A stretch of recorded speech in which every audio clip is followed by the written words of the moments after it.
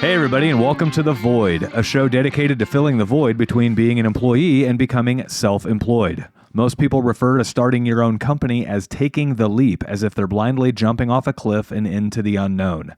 This show is here to help you understand that it doesn't have to be that way. As always, if you like what you're hearing on the show, please do us a favor and help share The Void with somebody else who might also be wanting to start their own company. We saw an opportunity to help others understand that self-employment is well within your reach, and just as our businesses have grown organically and by word of mouth, we want this show to grow the same way. So if you see somebody asking questions about starting their own service-based business, please do us a favor and send them a link to the show. I'm your host, Mitch Smedley, and with me as always is David Hilton. I'm exhausted. You're exhausted. Been here for an hour and 15 minutes, just now getting started. Yep. Dave's got some fire in his britches today. He's on a rampage. I'm not on a rampage. Mitch and I don't really argue. We just kind of like debate things back and forth. Some days Dave walks in here and he's a little more disagreeable than other days. Dave will be like, is like you think you've run a marathon and you look up and you've gone 10 feet and you're just like, holy fuck, I'm out of gas. It's been 10 minutes. What has happened? I'm exhausted. I wear you down. You do wear me down. Wear you down. Oh my God. Hey. You know what happened to me this week? All your funds got frozen in a bank collapse. No. Oh. I'm smart. I keep my money in a small bank. There you go. Like they have 3 branches. Yep. I'm kind of a conspiracy paranoid nut. Well, I mean, no. Not really. Just a little bit. You mean the guy that lives out in the country all by himself with too many guns is a conspiracy nut? I have one gun. Oh, that's that boating accident thing. Yeah, they all said God, I have forgot one about gun. that. I had an interesting thing happen to me the other day. So, no, I got the Camaro, right? Right. Haven't really had any trouble, just like, piddly parts here and there. I'm driving down the road the other day. I tell Janine, so I'm looking under the hood. One of the spark plug wires is like half off. I'm like, man, what the fuck? I plug it back in. I'm thinking, I wonder how long it's been like that. I tell her. Now it starts running like shit. No, I tell her, I said, I'm going to go around the block. I said, I'll be right back. I make it like a quarter mile. I hit a bump, like a pretty good bump in the road, and I hear this pop. I'm like, what the fuck? I coast about 100 yards and the car stops. I'm like, man, this takes me back to riding with Mitch in his old Mustang. Yeah. I'm just kidding. Constant problems. So I'm looking, I'm stopped. I see smoke rolling out of the hood. I'm like, what the, man, shit. So I get out. Well, there's a wire connected to the battery that runs the auxiliaries and is just, it's like completely melted. Like I can see the copper. Right. Oh man. So nothing's, the wire's broke in half. Nothing fires up. I call Joey. He tows me home.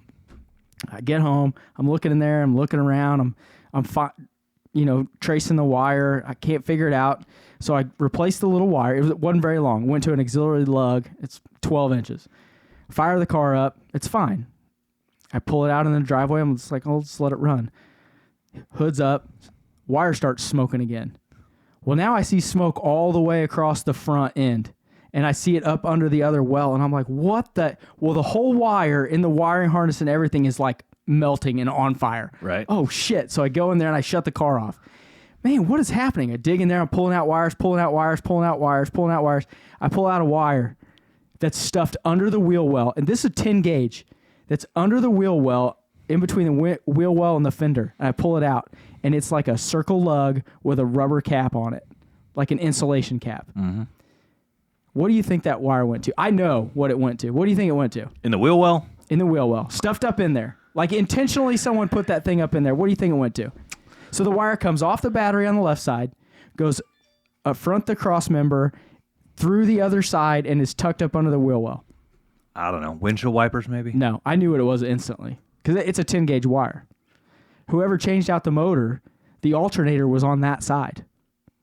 The driver's side and not the passenger side. Well, so when they swapped the motors out, they just literally took that bare wire, shoved it up in the... When I hit that bump, it grounded to the frame. And so now it's just literally trying to catch the car on fire. Sweet. You almost burned down your brand new, new to you classic car. It was a lot of fun. Yeah. It was a shit show. No, that's almost as bad as me with my truck falling off the jack this weekend. Yeah. Last night. Exactly. Dude, I was... Like, Mitch knows me from back in the day. I mean, my temper's pretty calm now. I was I was as fucking mad as I've been in a long time, dude. I was like, Your temper what is in more the- calm than it used to be. Yes. Yeah. I wouldn't go pretty calm. When was the last time I picked something up and threw it across the room? Well, I don't know. Exactly. You But don't know. you still get irritated at a lot of shit. Yeah, I do. People piss me off. Oh, fuck, they piss me off. So what do you mean the jack stand?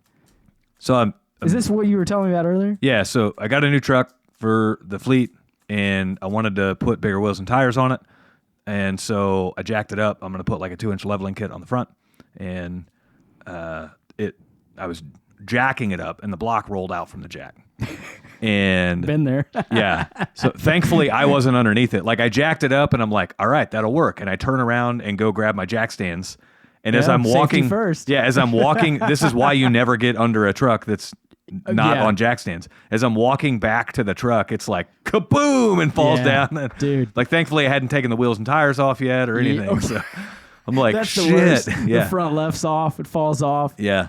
Now you're like, how do I even get a jack under it? It's How sitting on the do frame. I replace this brand new? How do I explain this when I go to the dealership? I don't know what happened. I I was don't know what driving down happened. the road, it started vibrating. I don't know what happened. Yeah. Fucking rotor's bent all to shit. Get all done, and somehow I magically threw away one of the nuts that holds on the strut. So I had to go to the dealership today and buy a brand new nut for a brand new truck. They were like, So- did they just look at you with like a No, blank disgust? They on look their at you face? like, been there. Here you go. That'll be $3.47. They got a skew on it. Like, Yeah. here, you're not the first dipshit to lose this Yep. nut. They holler back, need another strut nut. Oh man, that's So- not good. And that's bad. Yeah. So, Oh, a lot of car fun this Yep. weekend. Fuck. always. Drives me crazy. We got 3 topics. Last time, I think we only had 2 topics. This time we have 3. I can't remember even what day it is, man. Topic 1 is about the banks being on the rocks and Oh, how to yeah. handle that. Yeah. Topic 2, Dipshits on the West Coast.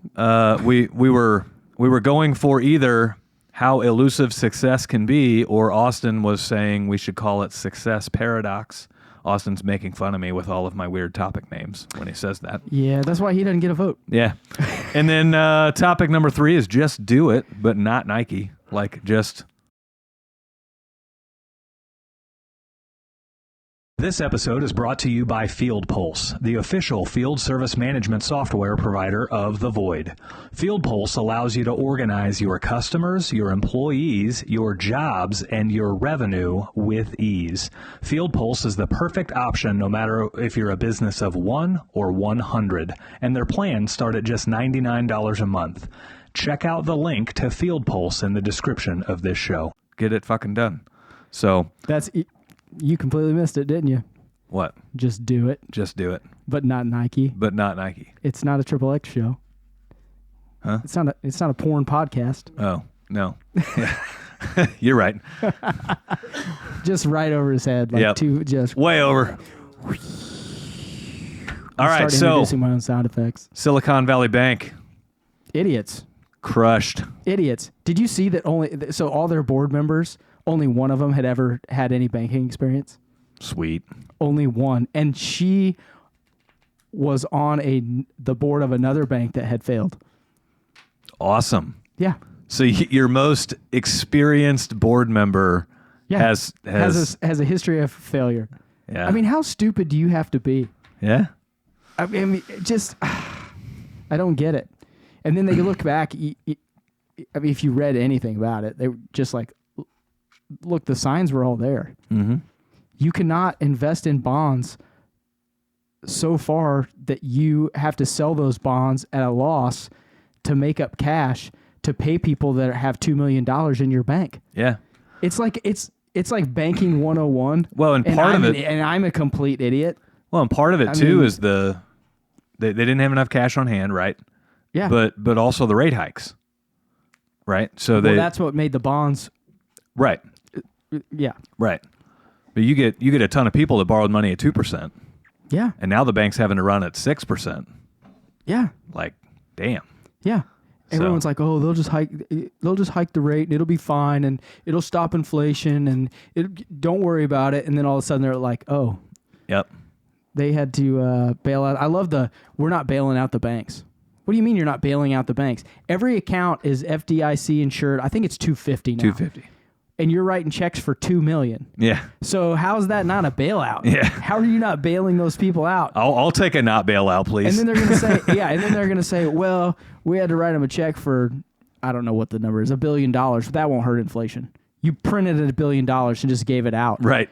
And what? Yeah. Like it's I don't understand why people just don't have any common sense. So They're just idiots. what's it mean for the everyday man? Depends. What happened to you, Mitch? Well, that's what we're talking about, right?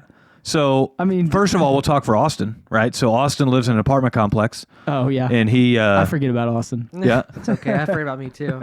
Austin lives in an apartment complex, and that is the banking institution that their merchant services went through. So when Austin would pay his rent online, it was running through that bank. And so now Austin can't pay his rent online. He has to go get checks because Austin doesn't have any checks right now. We're not going to talk about the ridiculousness that is Austin not owning a checkbook. Yeah. So Austin's got to go get checks. Right past that and not pretend that didn't happen. And take them to the office, because that's how that bank collapse affected Austin, is he can't pay his rent digitally at the moment. So stupid. Yep. Right? Now, Yeah. I'm looking willing for a response, Austin. He's just looking at me like, what do you want me to say? I'm pinned here. So now I'm willing to bet that apartment complex gets their shit in gear pretty quick, because Yeah. it's one thing to do automatic transfers and rent all of that stuff digitally. It's a pain in the ass to collect checks. Oh yeah. So that apartment complex is going to realize really quickly how expensive it is, and they're going to get that shit fixed fast. Well, they sent an email, and then I called like 10 minutes after. I'm like, so what's going on? They're like, well, we don't know. And like, we're still trying to figure it out. And then like the next day, like every door had like a flyer on it. Like, so they realized that, just an email is not going to like. Yeah, no, it's not, because no one's looking. Look, I'm the worst about it. Like, I hate email. Email on my phone is ridiculous. If I look at it, every time it goes off, I mean, I'm just looking at my phone all day. And people just think that everyone is just at an office building or in front of a computer just waiting for their email box to go off. Yeah. Like, they don't realize that Mitch is driving around in a truck all day. Yeah, I've got dedicated times in the day where I take care of emails. I don't even care. I don't care. If you need me that bad, I'm old school, call me. Yeah. It does make me a little happy, though, because it's going to be really nice on the first to just watch them be like trying to get everyone's payment in, everyone who's not seen the email or hasn't been home. You should being like, you should intentionally write like the wrong amount on the check. Dude, we deal with that. Just by like 50 cents, and then just watch them panic. Just watch. They won't even know what to do. What do we do? We experience that all the time, because being a small business, people feel like they're helping you if they pay by check. And they really feel like they're helping you if they pay by cash. And I'm actually half tempted to have a surcharge for cash, because like a check, sometimes I can mobile deposit. A credit card automatically hits the bank. If you pay me in cash, I have to drive that shit to the bank. And it costs me more to drive to the bank and back than it does to just take your credit card payment. Stop. Are you telling? So do you charge an extra percentage for the credit card? Nope. You just eat that. Yeah. Yeah, it's just built into our pricing. You just eat that 1.5%. Yeah. Or 2. What is it? 2. We pay 2. Most we pay anywhere from 1.8 to 2.1. So on a $20,000 sewer replacement, you want to pay that 2% instead of taking a check. Well, and if we're doing big stuff like that all the time, I'd rather have the check. That's a little bit different. Well, you do know you don't have to take the check to the bank anymore, right? It's 2022. You can mobile deposit, but every bank has their limits on number of checks you can mobile deposit and overall amounts you can mobile deposit over a rolling 7-day period. Do you know that you can get one of those little bank machines for your office and run checks? Do you know how expensive those are? Yeah, they're not cheap. Yeah. They're not, but they are cool as shit. Or but no, they'll give you one for free if you sign up for really expensive monthly fees with your bank banking. Will? Yeah. Will they? I thought you just had to buy your own. If you do really expensive monthly banking fees, they will. Of course they will. You're right. So we are sticking with the free business checking.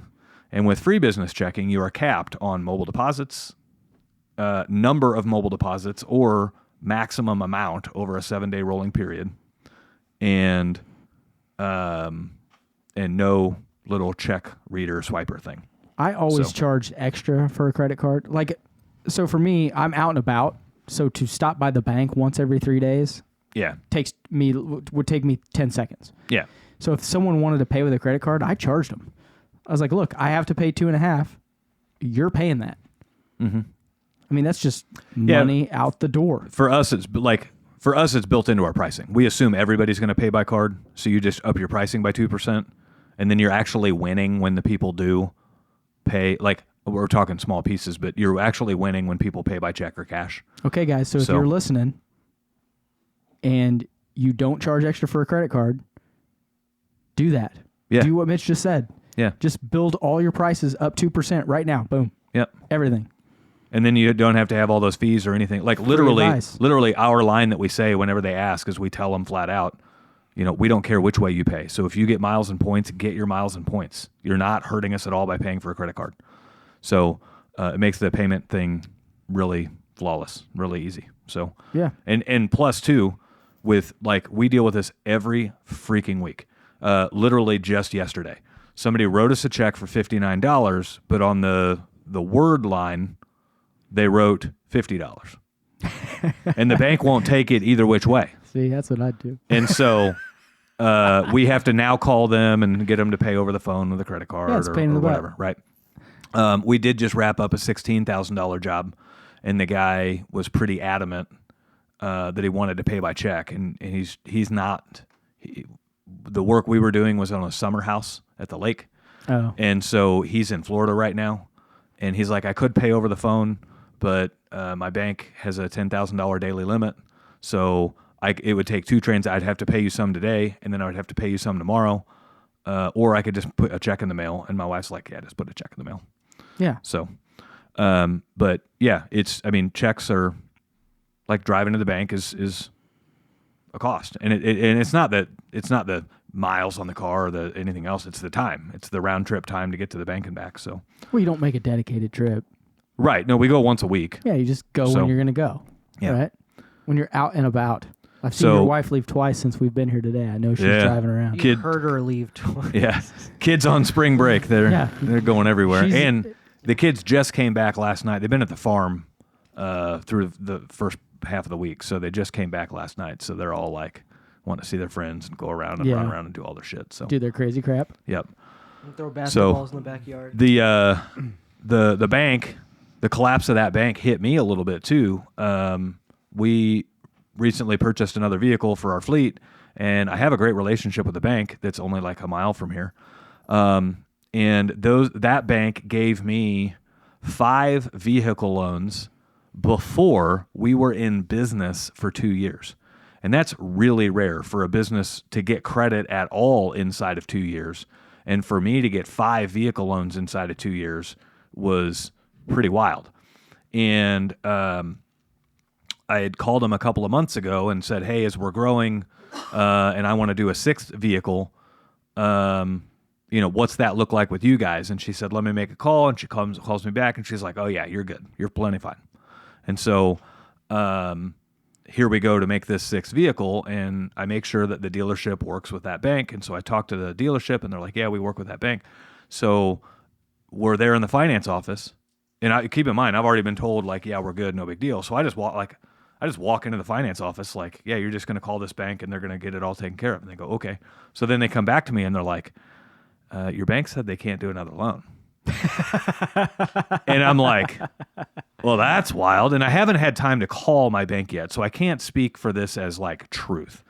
But I have a feeling that the only thing that's happened between now and then is the collapse of that other bank. And so I have a feeling that this bank, some like new orders came down the pipeline of there was a reshuffle. Where their limits are, total loans versus revenue, or whatever it is that they look at on businesses. It definitely ain't a credit score thing. I can promise you that. Credit score. People don't realize credit score does not equal buying power. Yeah. Credit score is not buying power. Yeah, right. Austin may have a credit score of 850, but he can't go out and buy $1 million home. Yeah. You know, so it's not going to happen. The people at the dealership came back to I me. can't either, Austin. For the record, I can't either. And they were being accommodating because I was trying to get all of our business vehicle loans in the same bank. It just makes it easier to pay them, and you can look at them in one spot and all that. And so they were like, "Hey, we're really sorry about that, but what we can tell you is with your credit, like we're just going to go to our another bank, and you're going to be fine." And I'm like, well, "I know I'll be fine. I just wanted to be." Like I was just trying to line it up with that bank. But the problem is you went in there swinging D and you're like, yeah, just they said it's good. Yeah. And then the guy comes out and he's like, hey, guess what? Just stepped on your nuts. Yeah. You ain't getting shit. It ain't good. Ain't happening, dog. So, yeah. Yep. Well, and what's really come to light, and it frustrates me that in all these situations, it's like one really bad thing has to happen for everybody to kind of have gravitas about the situation and realize there's weight. Like there was another bank that collapsed, and literally everyone that worked there said, well, the management team, like they would spend money creating short, hilarious videos and were entertaining us and trying to get people to come in the bank. It's like, what happened to the feeling of, man, you got to go into the bank and you got to be serious. And you got to, like, those guys know what's going on. Like, all that's out the window for some reason this day and age. And there's no accountability for anything. And these people are just, well, we're just going to do whatever we want. Just going to have fun. And then, when the economy tanks a little bit, oh, shit. It's like, what happened to having to watch your P's and Q's all the time and be on top of stuff? We talk about personal responsibility all the time. That's what happened to those banks. So remember... I mean, it's fucking stupid. Remember when the racial tensions were super high years ago and there was all those riots and I think we were coming up to the election or whatever. And Are you they were talking about like this year, in the last 4 years? Are you talking about 93? No. Like in the last 4 years. Okay. In the last 2 years. And there were all the riots where they're like literally torching cities. Yeah. Right? And then people were just letting them. Oh, we're not arresting those people. Just let them burn in their house. What was the thing you heard over and over? They have insurance. They have insurance. So it was like there was this overwhelming feeling of like, I don't have to have personal responsibility, and it's okay for me to do whatever I want to do because they have insurance, right? Yeah. And some of that that feeling gets transferred into the banks. They have insurance. Yeah. So that feeling we can push the boundaries, right? What you're saying is that feeling just goes to everything. Yeah. When it starts at the top and it works its way down, everyone just kind of feels like they can be free.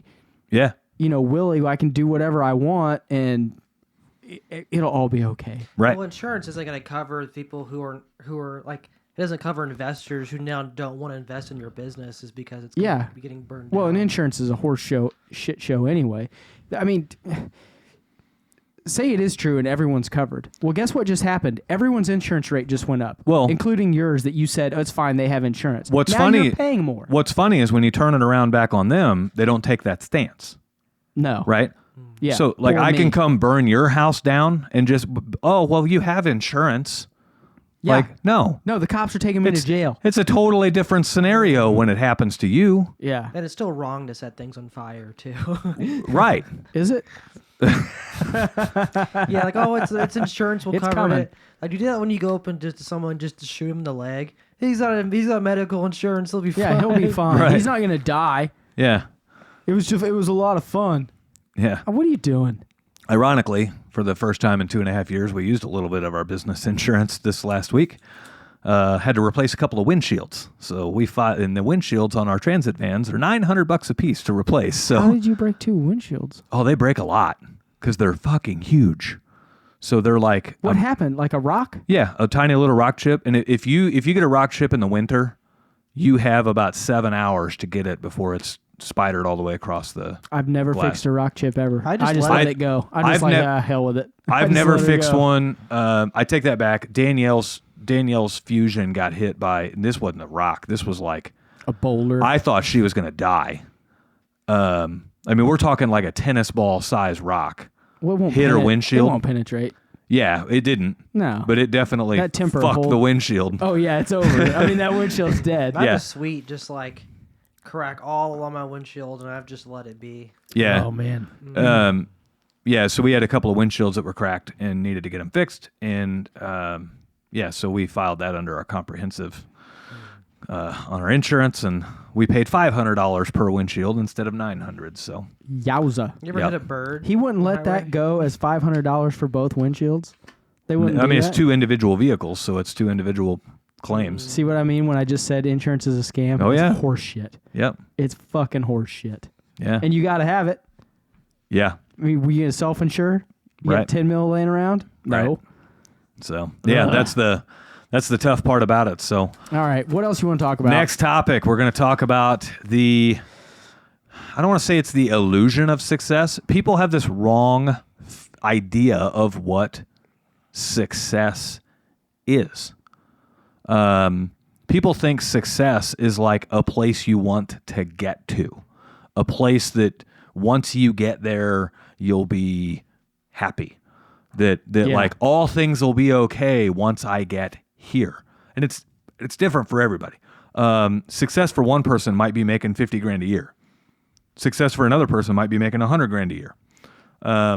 Success for another person might be their business doing $1 million a year in sales.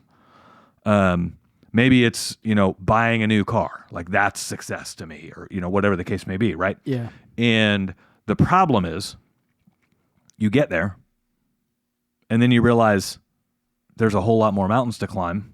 Like you get to the top of that mountain and you look around and you're like, wow, there's a whole lot of other mountains to climb. And the new kind of wears off of where you're at. And you realize that this was just like a stepping stone towards something else. And so then you just kick that can farther down the road. And now it's okay, I thought success was 50 grand a year. Success is 75 grand a year. That's where success is. Yeah. So now you hit 75, same thing happens again. And so you play that same mind game again, and now you're like, that's it, 100. Yeah. Then I'll be happy. Yeah. And so you're constantly chasing this. It's not even really a destination. You're chasing the next. You're chasing the illusion of success, or Yeah. the illusion of happiness, or the illusion of when I get here, then I've made it. Yeah. I've made it. I'm at the top. Yeah. First off, for everyone out there is no top. Yeah. Okay? I'm not going to make as much as Bill Gates or Elon Musk. Right. I mean, I might try. But that's not we're not going to get there. Right. Okay? There's always another level. There are always people above you. There are always people below you. Yep. Okay? And then we're shuffling between all of us in the middle of class, like who's what, who's when. To get the, I feel like to get the feeling of actual success, and not business success, but like personal success, is, like people will have their starter home, and then they'll work real hard, and they'll, husband and wife will get promotions, and they'll be making more money. And they're like, oh, we got our next home. Yes, this is our forever home. This is where it's at. And then they get there, and then instead of, continually growing their income and staying in that home, which if they did that, that would really mean success. They're in their home, and they have enough money to go out to eat and save for retirement and pay that home off early and maybe get a lake house when they retire. Well, they don't do that. They make more money, and then what do?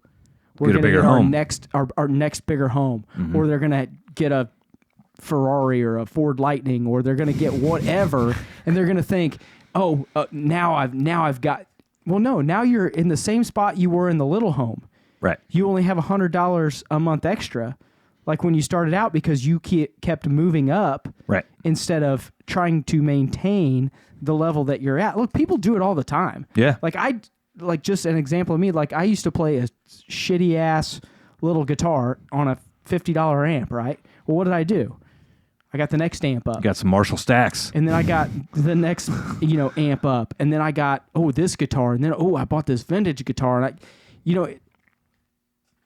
but I would have been just fine staying at that lower level. There was no great difference when you're playing a live show. They're Right. micing it all and adding whatever you want. I mean, Right. it's not, as long as you can play it and it sounds good, who cares? Right. But you just feel like you constantly have to be moving up. And I think it creates a false sense of success, or a false sense of security, probably really is a better word. Yeah. So here's the thing. Success is easily defined for a person. Success is easily defined as a person who is in constant pursuit of becoming better every day. That is success. And you can define that many ways. Better financially, better in their relationships, better in their position in their company, better prepared, like any way.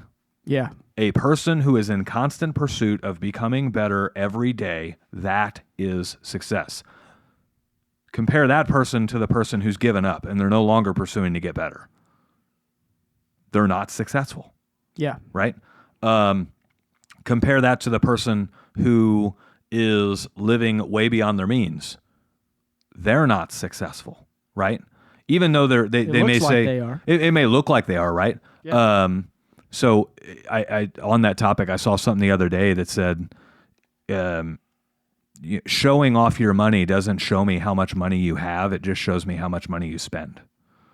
Oh, that's good. I like that. It's pretty good. Yeah, I like that. So, and Mitch knows I like that because I will walk around in sweatshirts that are 15 years old with holes all over them, and we'll go out to nice restaurants and eat. Not with Mitch, but like me and my wife. Oh, I don't care at all. It bothers me none. I'm not flashy. I drive a truck that's 10 years old. right. When you open the front door, it sounds like it's about to fall off. I don't care. That doesn't matter to me. I love that. That's great. Yeah, it's a good one. I did hear someone make the comment quite a while back about like it used to be like the successful people, you'd always see them in like suits and stuff, but now like when you go into a place, like usually the most like dressed down guy, like hoodie sweatpants, is like the richest guy in the restaurant. I haven't heard that, but there's probably something to it. Like, if you guys ever attend one of the Apex events with me, you'll get a whole different idea, like a whole different level of respect for like what success looks like. There ain't one suit in the whole fucking place. Yeah. So a lot of Jordans. Like I feel like I need to up my shoe game whenever I go to these events. First off, Jordans are the biggest waste of money in the history of mankind. Now, they're these tennis shoes. Who cares? Yeah, they're tennis shoes. These people are like on the ones that are like they got Yeah. plastic tags on them and they're like Yeah. valued and shit. Like Stop. Like holy cow. That's, Why are you wearing here? those? Here I am in my Asics. Like, I don't care. I'm wearing Asics right now. it's almost like it's almost like percentage of like your body, like your torso, your like your legs, but your shoes, it's gonna have like 80% of like I don't the care. revenue on your body. well, and their wrists got about 10 G's hanging on the wrists too. Throw a Rolex on there or whatever else. So No, why? So I can break it? I'm out. yeah, a I'm lot of these literally people gonna have found a smash way to make money buying these watches. They're yeah. buying them and trading them and selling them, and they're doing it through a separate LLC, so it's actually like tax free for them to own these watches. Yeah. It's like inventory. It's not right? tax free. They're paying capital gains on the profit that they make, but it's Yeah, lower than income tax. yeah. So yeah. instead of having to plunk down 10 grand on a watch, Yeah. they're making a $10,000 investment into a business. Yeah. And so yeah. But yeah, ultimately success is the short version of this, and it sounds freaking cliche. And so I try to stay away from it because when you use cliche terms, people quickly ignore you. But they'll talk about success isn't a destination, it's the journey. Well, okay, but that doesn't give you near enough context. No. Right? Success is the constant pursuit to get better, right? Success is not giving up. It's literally that simple. Don't give up. You take two different people. One is doing everything they can to better their situation. They may not be in a good situation, but they're at least doing what they can to better their situation. You take somebody that's their next door neighbor may be sucking off the government for food stamps and not doing anything to change their situation. Well, right there, even the one that's not in a good situation is tenfold more successful than the one who's just sucking off the government and letting things fall where they may. Yeah. So, and that's not a knock on people that are on government assistance or anything else. The government assist, the idea of government assistance is it's temporary. Unless you're on disability or something like that, that's a little bit different. But if you're able-bodied and you're on government assistance, stop. It could happen. It could happen to anybody. Stop. Right? Somebody. It would be very difficult for it to happen to like David or I, But it could. But we're able-bodied. We're able-bodied, and we've put measures in place to protect us in case things like that happen, right? But like, let's say you're that guy in your young 20s and you're getting started on life, but in your young 20s you don't have a bunch of savings yet, you don't have a bunch of life insurance yet, you don't have all that stuff. Well, if some catastrophic life event happens at the wrong time and caught you off guard, it's very possible that you could be immediately going back on government assistance for some short period of time. Yeah, but like you said, it's a short period of time. Right. You're not trying to live there forever. Yeah, it's assistance. It's not income. Yeah. It's not a salary. Exactly. It's Right. getting you through till you get back up and running. Right. So that is what success is. Now, what does success look like? Because these are two different things. Success looks different to everybody, right? There are people, a lot, so people spend their discretionary money on success. But there's a bunch of different ways to do that.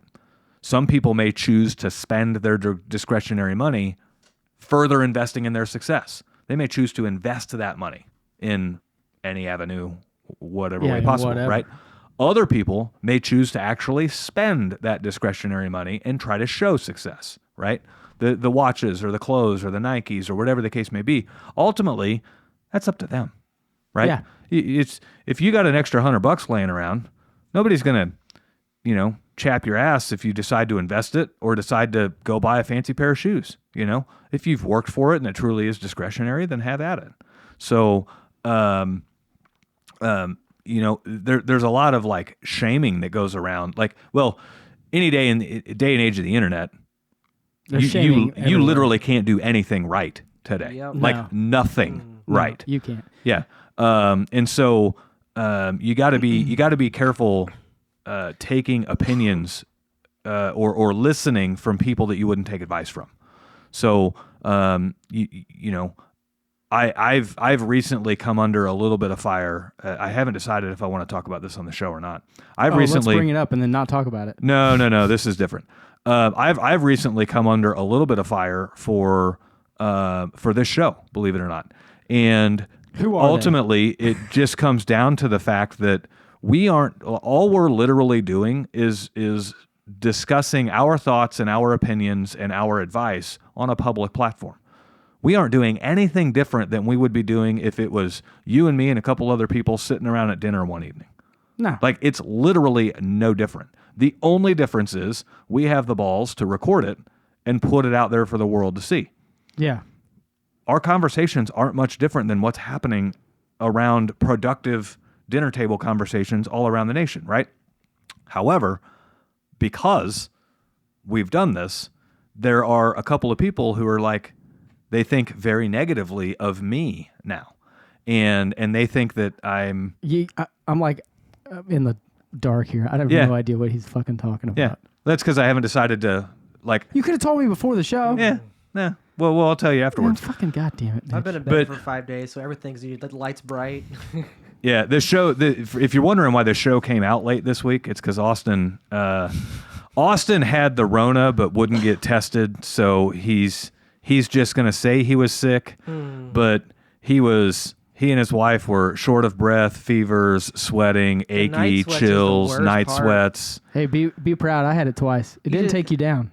Yeah, it's just like you wake up every hour of the night, you get a towel, you dry off, you go back to bed, you wake up an hour later. Yeah. I don't dry off. I just lay there. Dude, I can, man. Like, even when you dry the bed off, you go go to sleep. Yep. So, anytime you're going to do something big, you're going to get haters for it simply because you're doing something. You're doing something more than what they're doing. Yeah. And it doesn't put you in a position to like think of them any differently because you're doing more than they are. It's just it's a perfect explanation of why like it would suck to be a politician. Being a politician, you have to take a stance on an issue. Well, the moment you take a stance on an issue, you're getting it from one side or the other. 40% of the people are now going to not like you. Yeah. Right? Instantly. Yeah. simply because you took a stance, Well, right? I do see stuff like on Facebook. People post like, "Oh, this guy's an idiot. These guys don't know what they're doing. This and that and blah blah blah."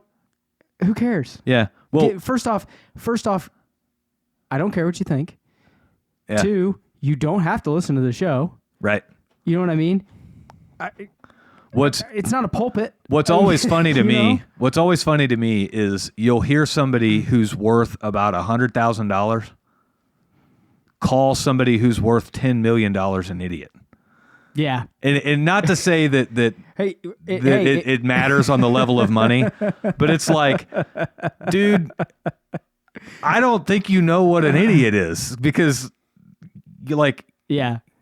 Like you know what I mean? well, there's, And it goes both ways. I can right? see that from both sides because I know a guy who's worth like 25 million and he is an idiot. But it's like, and I call him an idiot like to his face all the time. But literally in the back of my mind, This is my shocked face. This is in the back of my mind the whole time I'm thinking he's an idiot, but man, he's worth like 25 mil. Well, and believe- I'm not. Believe it or not, there's actually some studies on this. There is a certain level of IQ that prevents you from being uber successful. Unless you can overcome it, yes. Yeah. I've read some of those studies. Because Because you're smart enough to know you shouldn't be doing something. you're smart enough to see the hazards. Yeah. And then you let your fear of those For hazards. the record, that's me. Yeah. Yeah. What? So I have a risk meter, right? People that are super successful, they don't have a risk meter because they're like just in Okay. that, you know what I mean? I thought you were patting yourself on the back No. for having a high IQ. No, I'm super smart. And I think that's why I'm not super successful. I'm like right in the meaty edge of the curve. Right. But to get to that, literally, I know guys that I literally know they're idiots. Yeah. And I see them and they're worth $20, $30 million. And I'm like, how have you got there? Well, it's because they're too dumb to realize that if when they started or shit hit the fan, they could have literally fallen on the face. They just kept going and didn't give a shit. Yeah. Whether they didn't give a shit or were too stupid to know the difference, whatever. Yeah. They've still got there. And I'm still envious. I'm like, man, how the fuck do I get there? I've listened to several interviews of guys that like they don't know the differences in the word there. They don't know Yeah. They don't know when to use I all the wouldn't different say that's spellings. IQ though. Well, no, They're what just uneducated. exactly, right? They don't know how to spell. They don't know how to write. Yeah. But they're worth millions because Yeah. when They just said when fuck your it. intellectual quotient is under a certain limit, you don't recognize, you don't have the ability to understand how scary it could be. Yeah. And so Yeah. at Their that risk meter moment, is just whoop. yeah, Who cares? you know, and so then they're just like, fuck it, let's just do it. You know, Yeah. it's kind of like, you know, a bunch of country boys in bar fights. You Yeah. know, like I didn't get into a lot of bar fights growing up because I'm always like, Man, that guy's gonna fuck me up. I'm like, man, if he hits me, that's gonna hurt. I could hit him and hurt my hand, and I use my hands to make money, and like I'm way overthinking it, right? Meanwhile, you got Dave over here that was like, that dude looked at me wrong, and I'm fucking him up. No, that's not true. That never happened. None of those things That ever dude happened. shoulder checked me on the way to the bathroom. Yeah. We need to leave because we're going to the parking lot right now. That did happen, by the way. That did happen. That guy was a chicken shit. Yeah, he backed out. Him and his buddy were both chicken shits. Yeah. Actually, So I think his one buddy was tough. But when Dustin Rose walks over there and half his face is burned off, yeah, that guy was like, I don't want any of that guy. Yeah. Like, no one would That fight guy's Dustin. tough. Dude, Dustin's arms were like this big, and he was in a... First off, he's a war veteran. I don't know how we're going to get on the side tangent. Where I'm going to tell the story anyway because he's one of my best friends ever. He's an Afghan war vet, so he's a little crazy anyway. And then right before he actually went, he was at a bonfire and like burnt half his face off. he threw a can of gas into the fire Yeah, and it and it lit exploded and went all over him. So like if he was mad and had a stone face on and then half his face is burned off and his arms are huge, dude, no one wanted to fight that guy. Yeah. Dustin, if you're listening to this, Yeah. I want no part of you. I tell him all the time. I'm like, He's in Florida. You're good. I want. But We're on the still- internet. But still, I gotta be careful. Yeah, I love me some Dustin. He's fucking. You're gonna get hilarious. because you know his ass ain't flying. You're going to get at least 17 hours notice before he comes I in. won't. He'll just knock on the door and be like, "Hey, dude." Well, that's worse. Like it's 17 hours of just waiting. I love Yeah. D. Being He is crucified. awesome. But yeah, I would. I told that guy, I was like, me and you are going outside. And he was him hauling around. I was like, no, look, we're going right now. Yeah. And then his buddy's like 8 foot tall. So, what's going on here? And I see Dustin out of the corner of my eye come over. And that guy just kind of It's time for backup. walked away. And I was like, no, me and you are going outside. No, we're cool. And then We're good. We're cool. Yeah. And then we got thrown out. One Yeah. of the girls ran over and was like, this guy's trying to start a fight with these guys. Yeah. She was just trying to hook up with one of them, and you Oh yeah, fucking cock blocked her. I fucked that whole day up. All right, third what else topic. you want to talk about? Wait, are we done talking about that? Yeah, I think so. Okay. I think so. If any of you guys have any... It's kind of like keeping up with the Joneses too. You know, don't live outside of your means, right? Well, Take so- your success and try to be comfortable with it. So that's like the lack of success, right? If you have the feeling to keep up with the Joneses, that's a problem, right? Yeah. You know, like I'm kind of weird, like with my, I do not have any ability to keep up with it, or not any like drive to keep. I used to have a drive to keep up with the Joneses. I don't anymore. Yeah, age will do that to you too. Yeah, sometimes it's age, but like I've got this weird. This is silly. I've got this weird fear of like if we start to see some crazy levels of success, like I don't want to buy another house. I love where I live. Like, as much as I would enjoy living in the country, I fucking love my house. So, You know, you could just rebuild this house in the country. I'd probably have to build like the same one. But like, I love our school district. I love our neighborhood. I love our neighbors. Like, there's nothing I would want to change. Yeah, but and so, but in 10 years from now, when that Yeah. say that happens, the boys are gone. yeah, the boys are out of school. Neighbors might not be here. Totally different, right? Yeah. So, 'Cause I'm going to tell you right now, living in the country, it's the best thing on the planet. yeah. No, I agree. So, Love it. like for me, my thing isn't necessarily getting a country house or anything like that. Like for me, I want a lake house, and we have a lake, like 5 minutes from here, 8 minutes from here. Oh, that's a pea pond. I wouldn't live in that. It's a thing. tiny lake, I lived on that lake when I was a kid. I wouldn't live there. but here's the thing about it: like Lake of the Ozarks is 2.5 hours away. Yeah, right. that does suck. And so I don't want a lake house that I have to commit, 5 hours a weekend just getting to and from, and then like all the load up and drive out and hope you brought everything and all that bullshit. Yeah. Like, how awesome would it be to head to the lake house for the weekend and it's a 5-minute drive? It's Well, a 10-minute drive. You know what? I tell you what. When you get there, I'll split one with you. We'll do it. Like I've got this dream of like I want to buy a lake house and I'll just be Airbnb living it. there all the time. Yeah. No, I want to like Airbnb it for the weekends that I'm not using it or whatever else and like recoup some of the funds. But like, Yeah. how cool would it be to just drive to your lake house for the weekend, jump on the boat, have fun, and oh shit, I forgot my charger.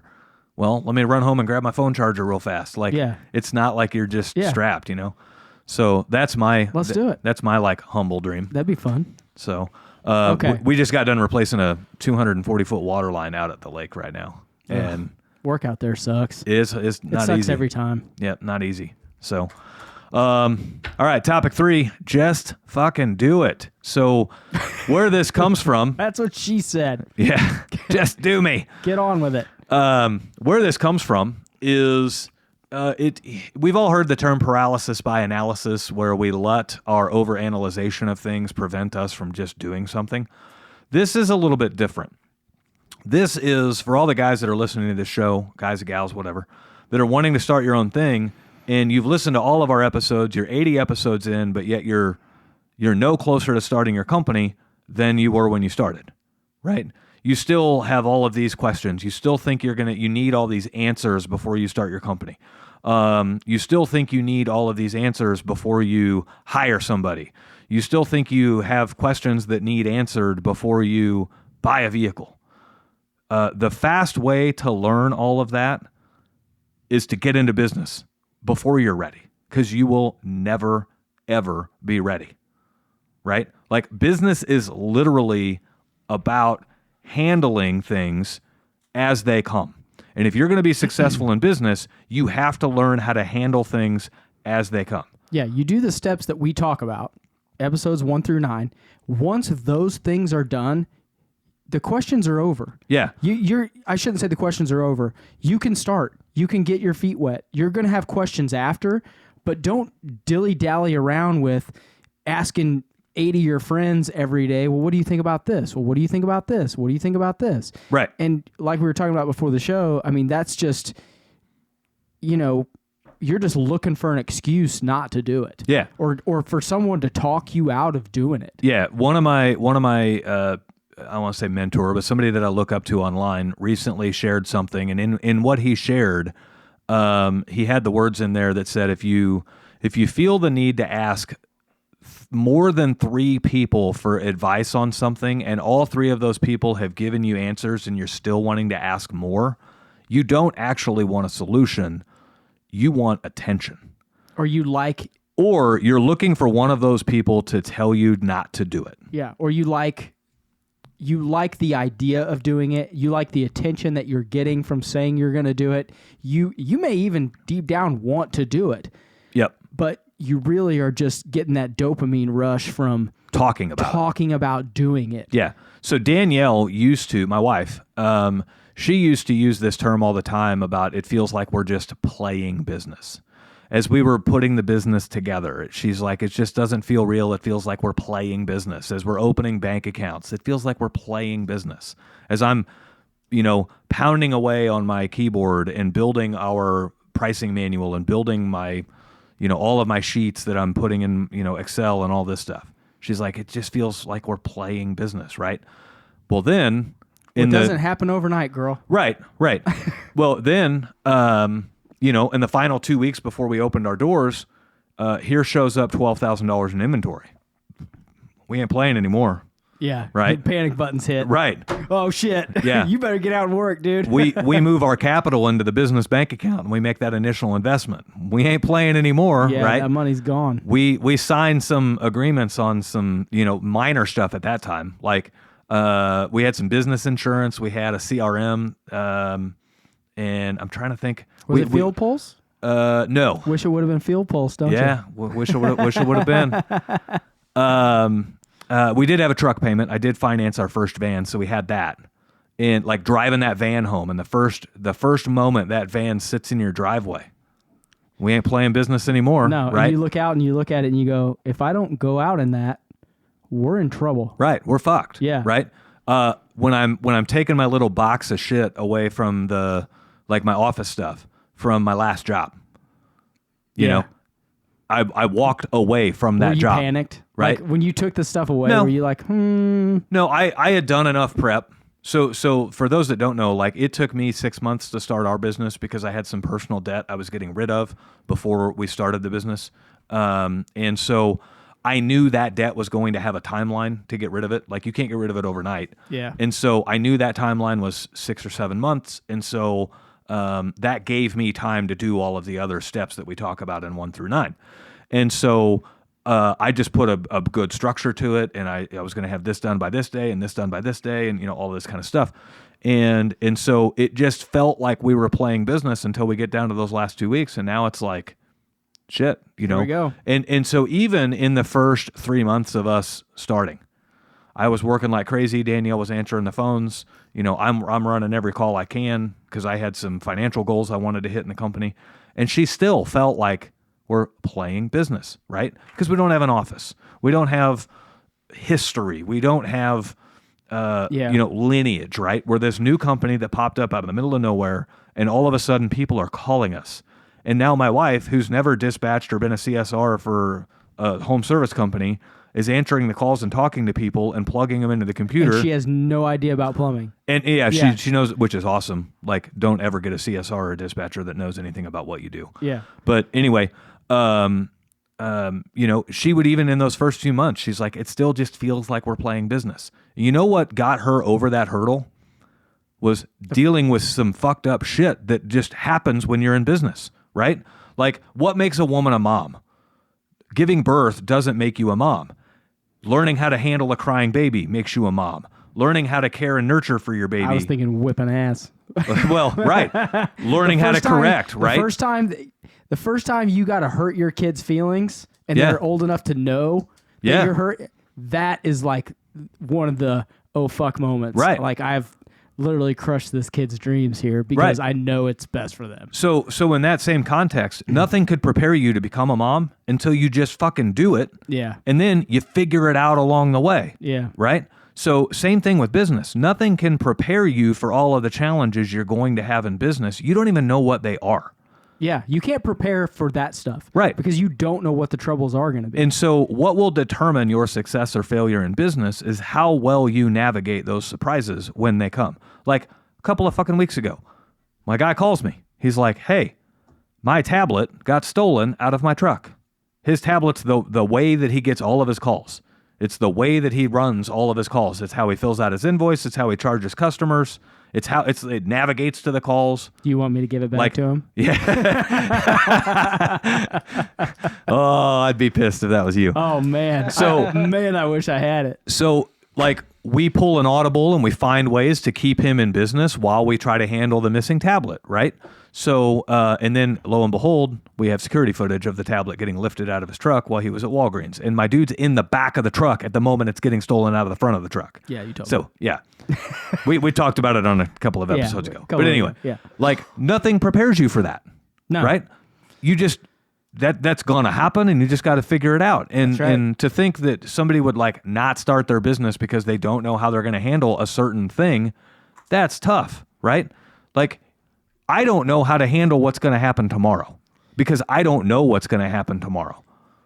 So I have no doubt that I'm going to get a phone call tomorrow that's going to be a new problem that I have never encountered before, and I'm going to just have to figure that shit out. Yeah. I think a lot of the problem, this is just, for guys that are starting out, it's weird for especially construction guys to think I'm going to work out of my home.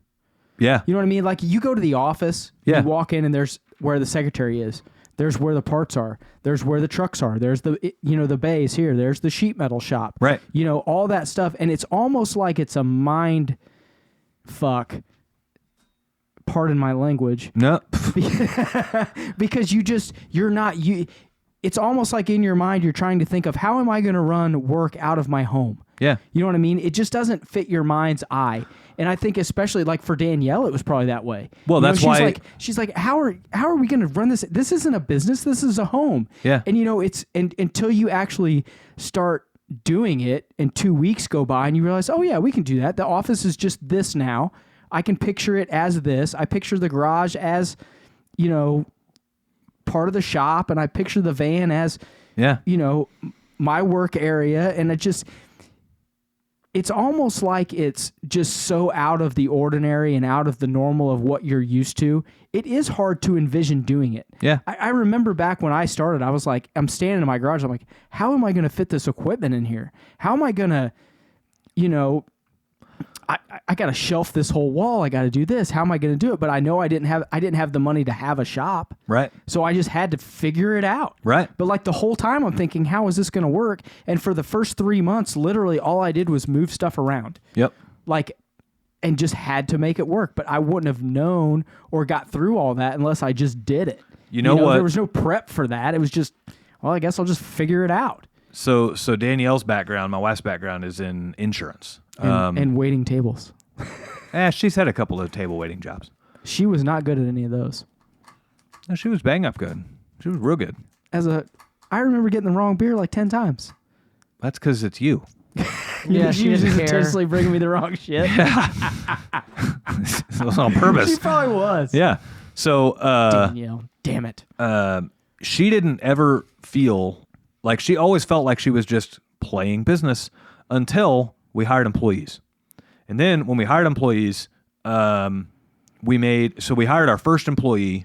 Well, now we made myself an employee, and we made Danielle an employee. You have to have in Missouri, it changes every state. In Missouri, you have to have 3 employees before you can get group health insurance. Yeah. Well, because her background's in insurance, now she got to flex her skill sets and navigate all of that shit. And she put together all of our group health insurance and all the different packages and all the different offerings and everything else, right? And literally at that time, she was like, we ain't playing business anymore. We're a fucking business. We got people, they got benefits, Yeah. right? So that's what it took for her to realize, Yeah, because she was used to seeing businesses with insurance, with employees, Yep. with a staff and structure, Right. and you had to get there for it to be real for her. Right. But the second you get your LLC online, and the second you get your EIN number, and the second you open those accounts, and the second you go on that first job, it's real. Yeah. It's happening. Yeah. And there's nothing that can prepare you for that. You just need to do it. Now, there's nothing that can prepare you for that. However, I mean, you can be. there are things Yeah. that you can do to prepare yourself wisely to walk away from your W-2 earnings. And that's essentially what a lot of the prep steps and what we talk about in episodes 1 through 9 are. Yeah, we haven't talked about those for a long time. We should probably dive back into those one of these days. We probably ought to redo them. If you're new and you're seriously thinking about Yeah. starting your own company, go back and watch 1 through 9. You don't have to watch 10 through whatever the hell number we're on now. Yep. But 1 through 9, and we break all that stuff down. Yeah, those in are serious detail. Those are the core episodes. They're very structured, and it is basically a blueprint for how to start your company, How to get it off the ground. how to get it rolling. So it's everything that you need to do in your personal life to be ready to walk away from your W-2 earnings. It's everything that you need to factor while you're building your business budgets. It's everything that you need to factor for how you're going to do some basic everyday things that happen in business. And it's a whole, like, episode 7 is my favorite episode we've ever done. It talks about something that you can do which will virtually guarantee that you will get off the ground running with plenty of work to do. And so doing that kind of stuff, thinking about that kind of stuff is where you need to be. But to think that you're going to be like, oh, I couldn't be in business for myself because, what do I do if my credit card swiper doesn't work? Well, you're going to figure it out. Yeah. Like, that happens all the time. Credit card swipers are shit little machines that break all the time. So we Yeah. have to figure that out. Yeah. So You're typing it in by hand on your tablet. That's Yeah. probably what's happening. It's the one that Chick-fil-A uses. Those things are like a military grade. Yeah, they are military. well, they grade. probably got 4 or 5 extras in the background, and when one quits Yeah. working, they just grab another. Yeah, can run they out to your just throw it in car. the dumpster and grab Yeah. another one. So, ultimately, you will never feel like you're prepared. What you need to be preparing for is the mentality that you're going to figure out whatever comes your way. You're just going to get over it and do it. And as soon as you do that, you're ready to go. Because that's literally every single day in business. Literally every single day is Yeah. some form of little fire you put out. Now, the better you run your processes and the better you create structure within your company, the easier those fires are to manage. However, when it's just you by yourself, you don't need a lot of structure and you don't need a lot of process. No. The structure and the process is for you to help other people understand the rules of the company. So, and there's a lot of people that don't start their businesses because, I don't have all my processes written out. You don't need them. Like, you're writing them as you do them in the field. Yeah. So run them for 3 months in the field, and then you're going to write a whole lot better of a process. Well, you're going to know it. You Right. don't have to think about the process. You know the process because you've been doing the process for 3 months. Yeah. And you realize the first month it sucked. You changed it. Now you know what it is. Yep. We had that So- conversation in the car about that guy that he's been kind of bidding him and working with him. That's a good example probably to Yeah. bring Yeah. into. Yeah. You don't have like that. So in that case, his big problem is he has no structure and no process to what he's doing. He's just kind of flying by the seat of his pants, and you can absolutely see it. So the ability, like one of the as you start getting closer to a team, to where you have people that work for you or with you, there's a very simple idea that you need to wrap your head around, and that is do it, document it, delegate it. And so everything you are doing when it's just you by yourself, you need to be looking at it from the standpoint of how would I have somebody else do this, right? I'm going to do it. I'm going to do it to the highest level I can. I'm going to do it in a way that is the best that it can be done. Then I'm going to document how I did it so that somebody else can do it to the same level. And then I'm going to delegate that task to somebody else. Do it, document it, delegate it. And that's literally how you grow a company. So I knew how to answer phones. I documented how to answer phones. Danielle now answers phones, right? we got to the point where Danielle needed somebody else to answer phones so she could have some days to do bookkeeping and do all the insurance and all of the other, stuff that she has to do. And so Danielle documented, like Danielle basically took what I did, and she's a hell of a lot better at it than I did. Like I was just very basic. She knows our system better than me. And so she made a couple of processes, and now she's able to delegate that to somebody else. That's how the company grows, right? We've done that with a couple of plumbers, and now we have a team of plumbers. And ironically, right now, I literally spend an hour a day working with somebody who is creating processes for us. And it's not their processes, it's our processes. They're literally writing them. They're taking screenshots of our systems and everything, and they're creating a process manual. And selling it to another plumbing company in California. Yeah. No. But they're creating the process manual, right? So that as we grow, I'm able to delegate my manager position to somebody else. Here's how you handle this. Here's how you handle this. Here's how you handle the schedule. Here's how you handle all that kind of stuff. So, but we're 2.5 years into this, and compared to some companies, we're slow. So, in that area, I'd say, yeah, maybe. I mean, I know companies that are 4 years old and doing $40 million right now. Yeah, I also know companies that are 15 years old and don't have a process for anything. They just will go to the Ferguson and get your stuff and get it done, and we'll send them a bill. Right. And so by definition of how we define success earlier, I would say those companies aren't successful. And it's not because they haven't hit a certain metric. It's because they aren't focusing on getting better each day. They're not That's focusing the definition growth. of, yeah. They're trying to get by every day. We're just going to survive every day, and we'll make our paychecks, and that's it. They have no long-term goals. They have, no long-term processes of, this is how we're going to get here. Right. They're stagnant. Right. And growth doesn't necessarily have to mean like growth in the size of your company, right? Growth can be in the size of your profit, and then you choose not to grow a company. Instead of dumping that money back into the company and grow the company, you choose to use your self-employment to generate funds to maybe start investing in real estate or whatever the case may be. You pay taxes on it and put it in your checking account, and then when you need it, it's there. Yeah, that could happen too. Some people like to stack away cash. Yeah. That's okay. Yeah, if you want to stack cash, you can do that too. So we're not necessarily saying your company has to be growing for you to be successful. You, as an individual, have to be growing. And that is the measure of success. So ultimately, just fucking do it. Like, I'm not shitting you. If you've listened to every episode of our show, we're 80 plus episodes in, and you are no closer to starting your company today than you were when you started, stop listening to the show. Or get off your ass and just do it. Like, don't stop listening to the show. Just get it done. Do both. Do both, yeah. Like we've literally given you every piece of information you would ever need to go from employee to self-employed. And if you haven't done it by now, you're not going to do it because you want the attention rather than the actual like progress. You don't want to start your own company. You want to be in the position of a guy who's aspiring to start your own company. So like just fucking do it. And then you're going to realize that like I don't know why I waited. Yeah.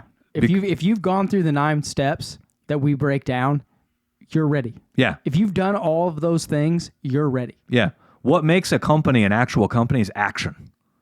Ideas don't do shit. Ideas don't pay the bills. Ideas don't do anything. The idea that you're going to start your company one day doesn't do shit. I can start an LLC, I can get an EIN, but if I don't go out and do the work, it's just a number on a piece of paper that doesn't mean anything. And that's shit, right? Yeah. Right. It's literally nothing. An LLC doesn't pay the bills. Action within the LLC pays the bills. That's right. So push for action. That's it, Mitch. I think that's it. Wrap it up, dog. That's the wrap up, right? So if you guys have any questions, email your questions to askmitch@mitchsmedley.com, and we will answer them. And if your questions are good enough, we might make a show about them. And other than that, just fucking do it. Start your company. So we will see you guys next week. Love you guys.